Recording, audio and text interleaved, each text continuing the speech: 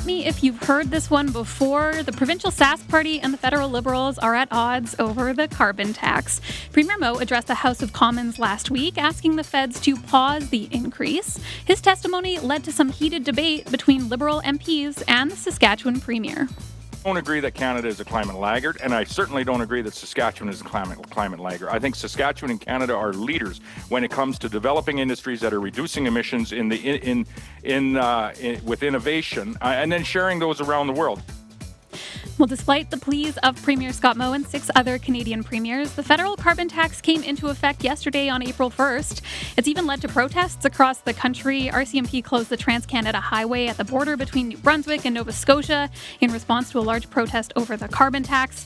Now, today, we are going to look at how this affects people and businesses in this province. We'll hear from an economist who thinks a price on carbon is good bang for buck when it comes to reducing greenhouse gases.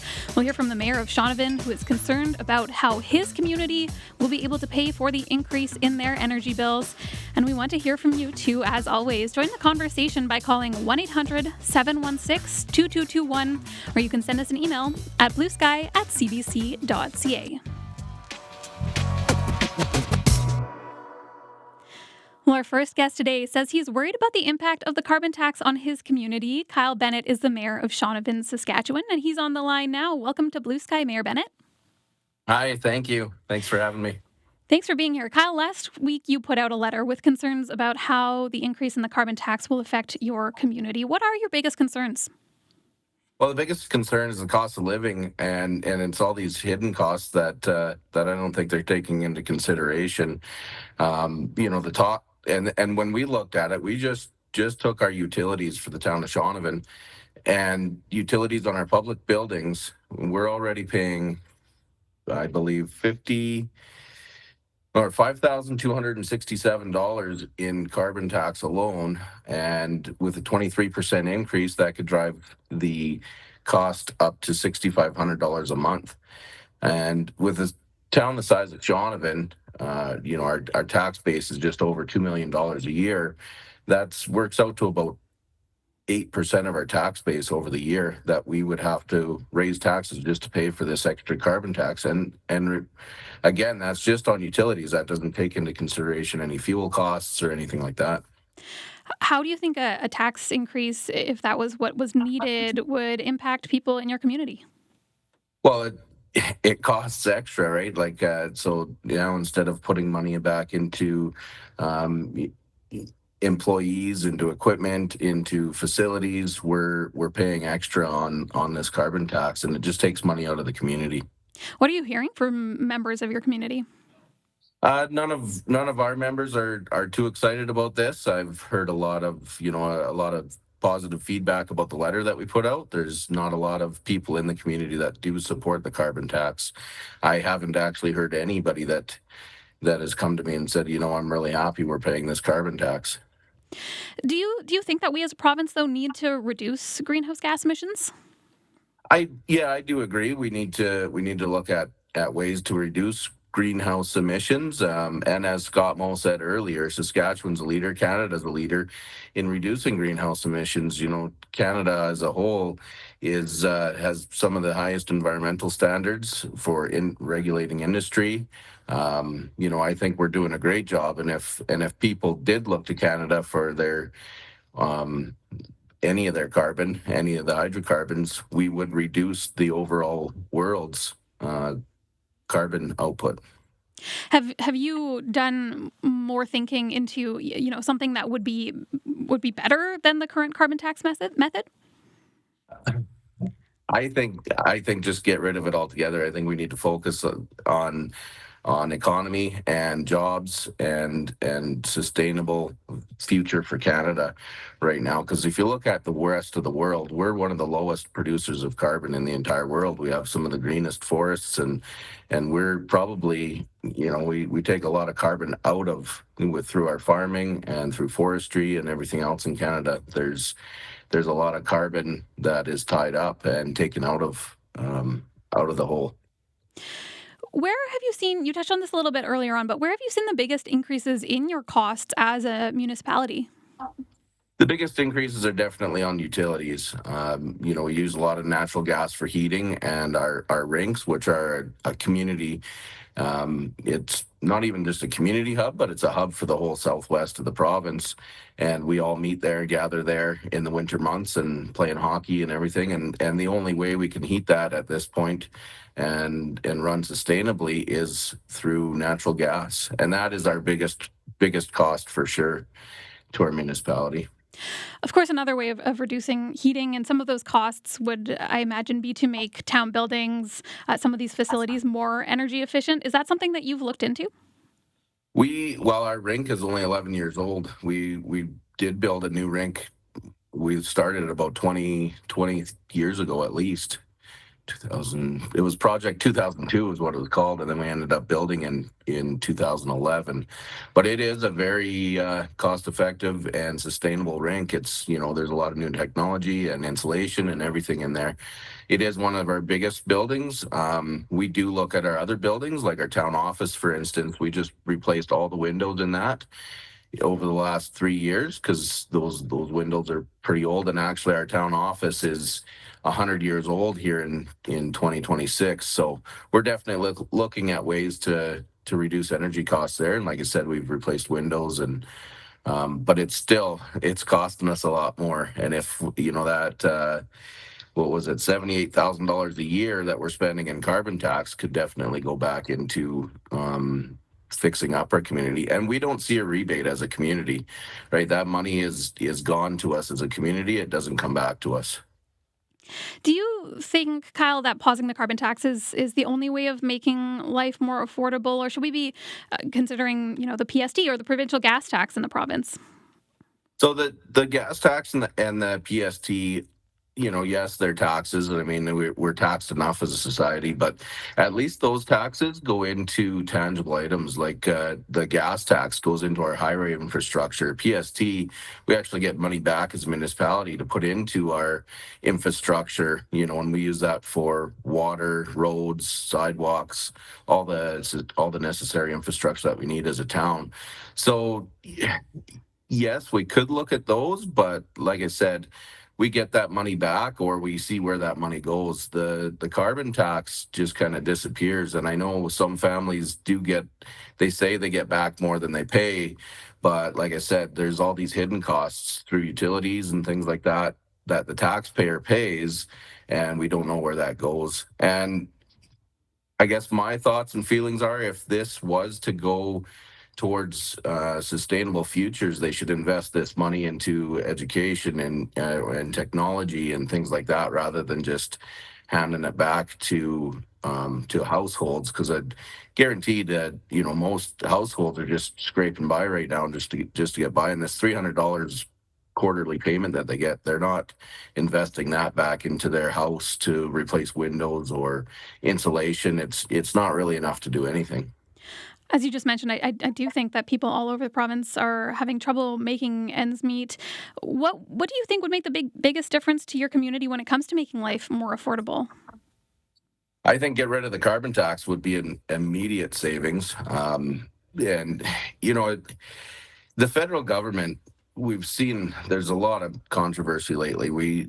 This money that they're spending overseas and handing out all over the place, we could stop that, and that would save a lot as well. But like I said, this carbon tax would make an immediate difference in the cost of living for everybody's, down to your groceries, your fuel costs, your heating costs, everything. It affects us everywhere. And we live in Canada. We need heat and we need energy to survive here. Kyle, it's been really good to talk to you today. Thanks so much for your time. Hey, thank you. Kyle Bennett is the mayor of Shaunavon, Saskatchewan.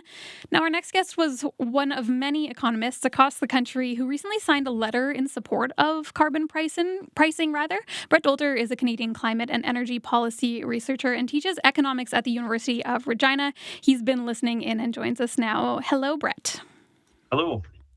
Brett, before we get you to talk about the letter you signed and why, I do want to give you a chance to weigh in on what we've just heard from Mayor Bennett. There are, of course, many communities that are worried about how they are going to pay for the increases in their bills because of the increase in the carbon tax.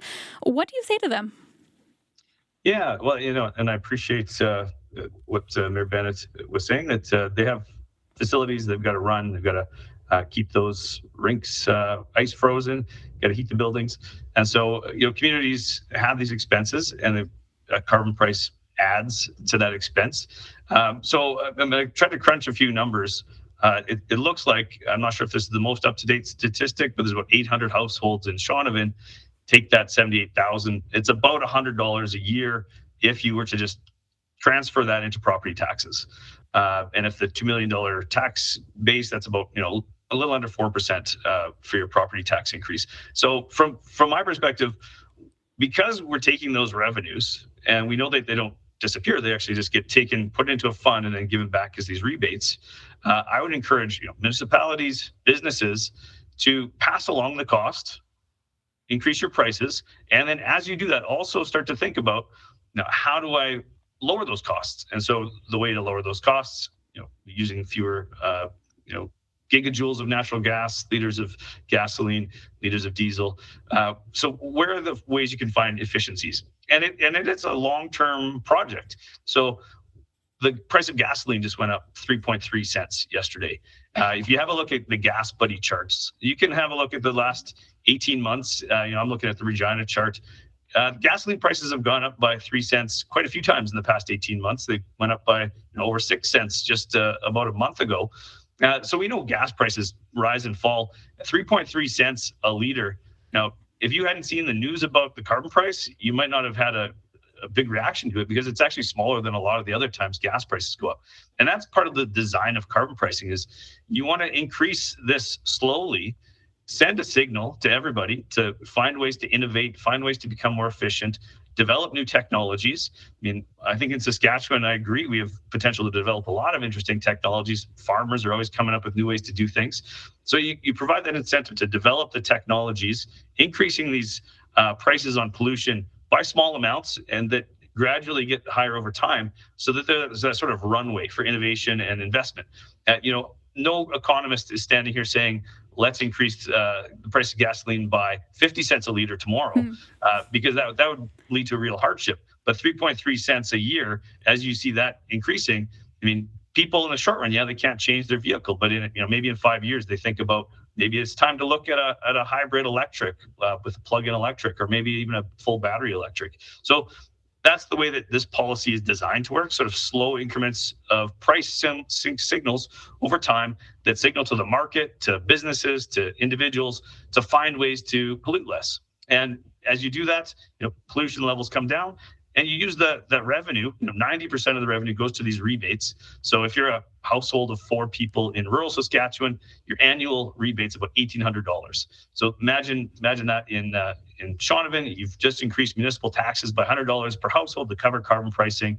That does eat into the value of that rebate. But if you're getting an $1,800 rebate, that's not going to eat up your whole rebate. So pass along the costs, look for efficiencies. Brett, I do want to talk about the letter a little bit that you and many other economists across the country signed in favor of this increase on the price of carbon. Why, in your view, why does this work? Why does the carbon tax work, and why is it a good idea? Well, you look at the problem we face. So we have a society that runs on abundant, low-cost fossil fuels. We use gasoline, we use diesel. They have led to great comfort and convenience for all of our society. We have natural gas for heating, which helps us keep our homes warm fairly cheaply in Saskatchewan. So we have these fuels that are really useful, and it's not easy to get off of them. But we know that burning those fuels leads to heat trapping gases released in the atmosphere, carbon dioxide, methane, nitrous oxide. As those build up, we're increasing the temperature of the planet. And as that temperature gets turned up, we start to see all kinds of negative impacts. So we're already seeing, a record forest fire season last year. We're seeing an ongoing drought. Now, we've always had droughts in Saskatchewan, but as you get the temperature cranked up higher, you need more precipitation to fall, because more of it's going to be getting drawn out of the soil with these hotter temperatures. So you get droughts that are more intense, forest fires that are more intense. You got a threat to water supplies. In the prairies, we rely on these rivers that are coming from the mountains for our water supply. Some of those are getting some boost from glaciers. Those glaciers are going to be gone in 10, 20 years. So we're not going to have that boost. You think about our society, we rely on a stable climate, clean water, access to these things to function. And there's going to be a lot of cost and a lot of inflation due to climate change as we see that increasingly these impacts start to bite on society and create these real economic costs, these damages. So as economists, we say there's real damages from these fuels being burned and the emissions going to the atmosphere. And so how can we actually address that? And you look at what are the options? I mean, one option is to do nothing. And we did that for decades. We said, well, we're not going to really put on any policies. We've known about climate change since the 80s as a global community, and even earlier from a scientific perspective.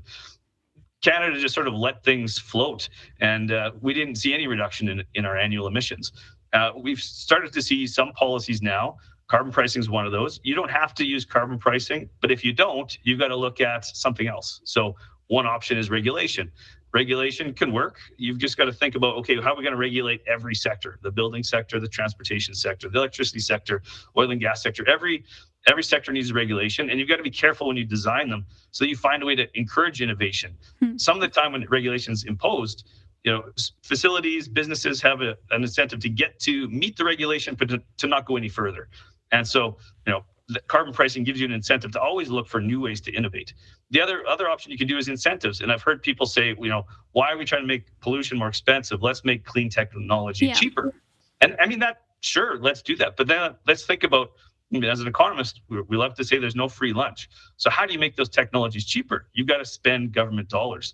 Where do those dollars come from? Well, it's income tax increases or sales tax increases, which have the effect of slowing the economy much more than a carbon tax. So it's sort of the best of all of these. Maybe all of them are not great options, but this is the best of the options that we have to generate innovation, generate investment in zero emissions technology, lead to those shifts over time, and reduce the impact on the economy. And so actually lower the impact on the economy that we are going to face. Brett, we have an email here from Lynn. She writes and says, my wife and I made our house all electric. It is powered by a major investment in a solar panel array, and we bought a plug-in hybrid car. We did this because we thought it was the right direction in terms of the environment, and the investment would eventually pay off. If the Moe government results in the elimination of the carbon tax and the accompanying rebate, it means we will be unfairly treated. And we also have a caller on the line right now. Maria is in Swift Current. Hello, Maria. Hi.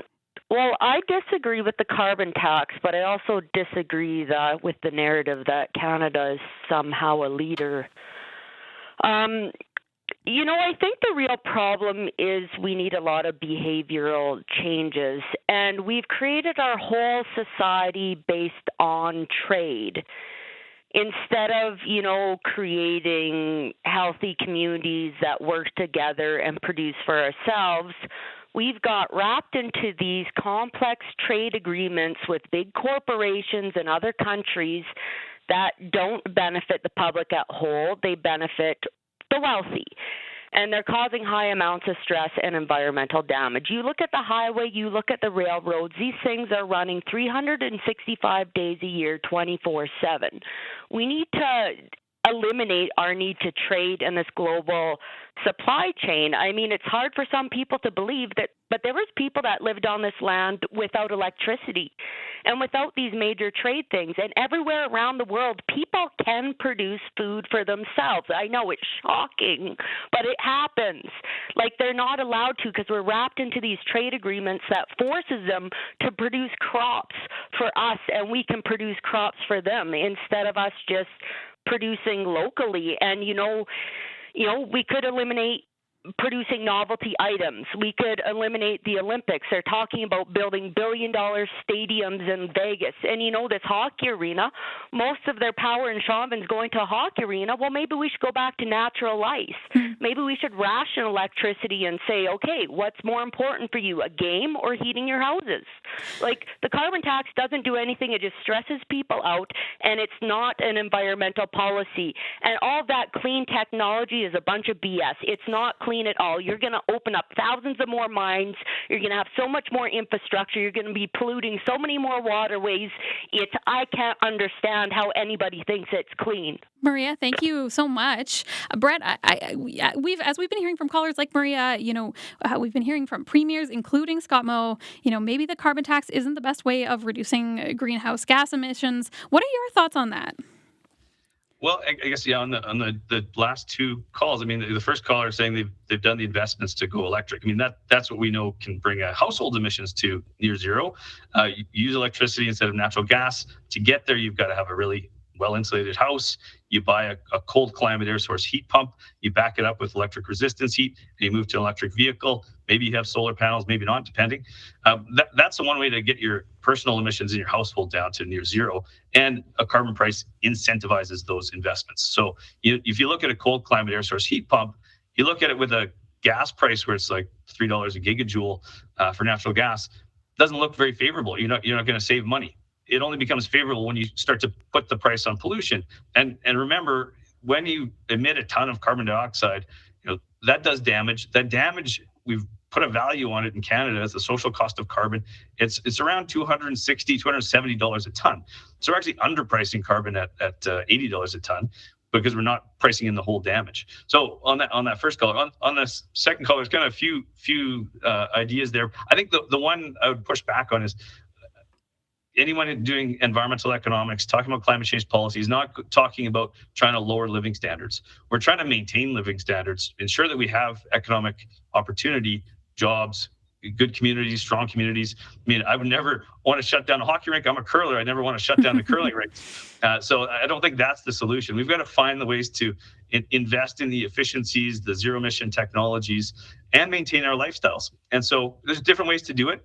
Carbon pricing is one way. It's not the only way, but it's the one that's going to slow down our economic activity the least. And so from that perspective, economists generally said, go with this one. And I mean, then you get pushback, though. The politics of it are different than the economics of it. And yeah.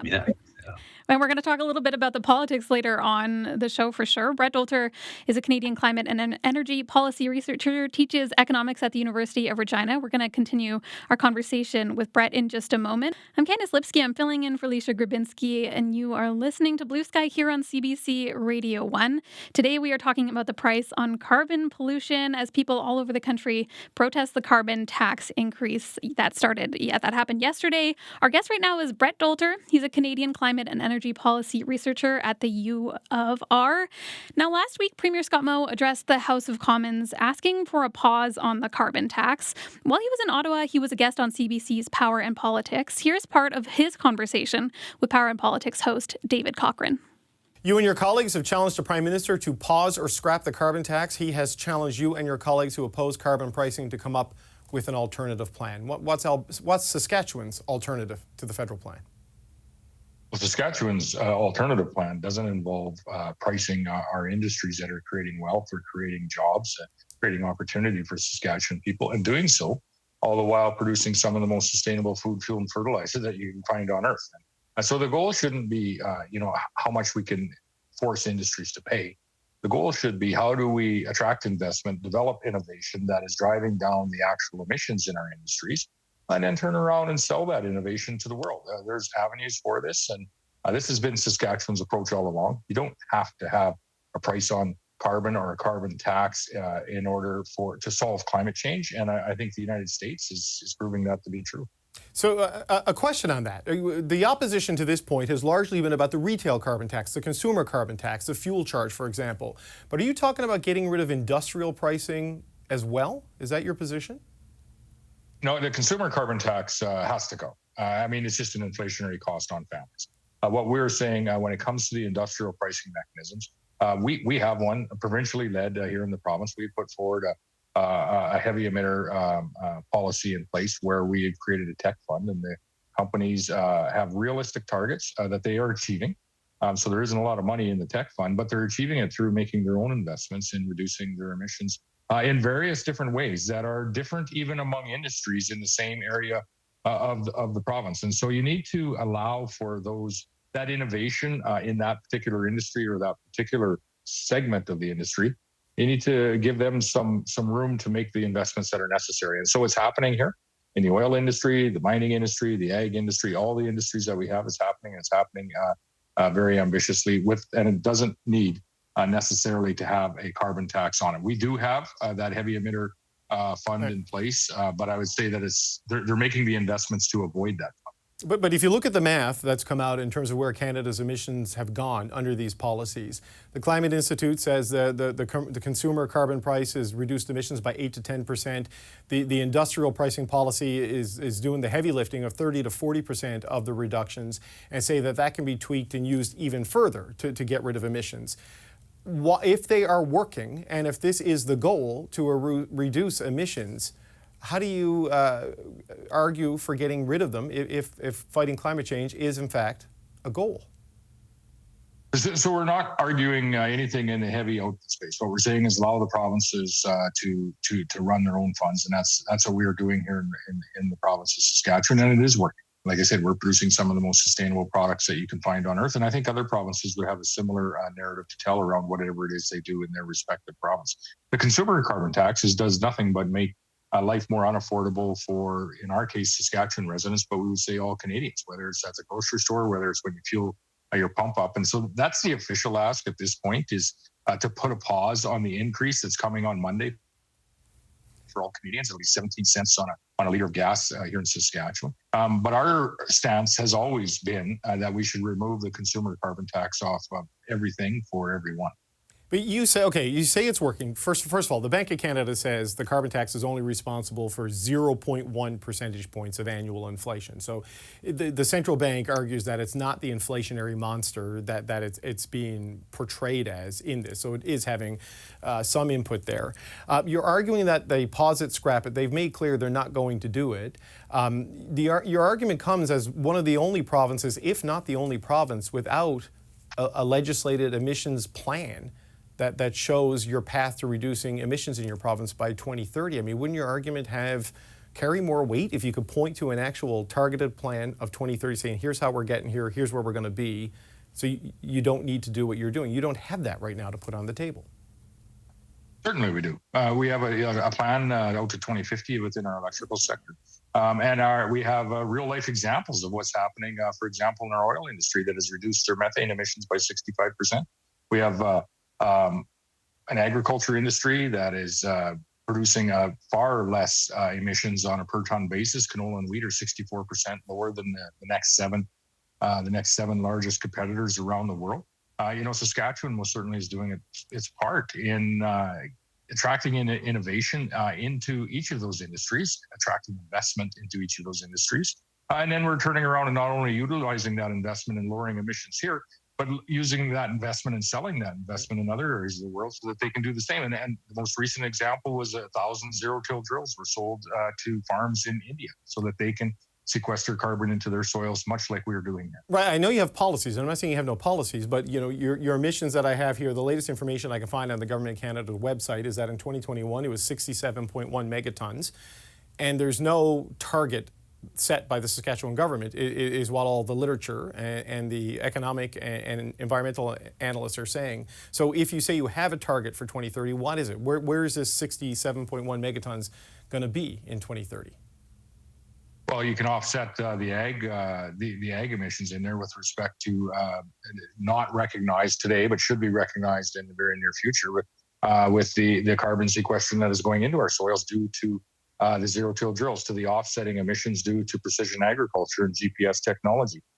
If we were able to work with our federal government and provide an internationally traded mitigation outcome through Article 6 of the Paris Accord, we could then capture those carbon credits from those 1,000 air drills that were sold to farms all over India as well. And so the fact that, I guess my question is do you want a plan or do you want results? Because what is happening in Saskatchewan is actual results in carbon sequestration, in reducing our methane emissions in the oil field. Our potash has a 50% lower carbon footprint than the next largest competitors in Belarus and Russia. We're producing results here in Saskatchewan. The federal government is not working with the province or our industries on recognizing those results, but it doesn't mean that they aren't results nonetheless. Brett, I know that you have a class to teach in just a few minutes, but I do want to give you a chance. They covered a lot of ground there, but what stands out to you from what you were just hearing from Premier Scott Moe? One really nice thing I heard was that the system we have in Saskatchewan for the large emitters is going to stay in place no matter the change of government, if there's a change of government federally. That's a good thing. What we have in the provincial government here is this plan where you have to meet a certain intensity target. So for the potash mine, you have to have a certain amount of emissions per ton of potash produced.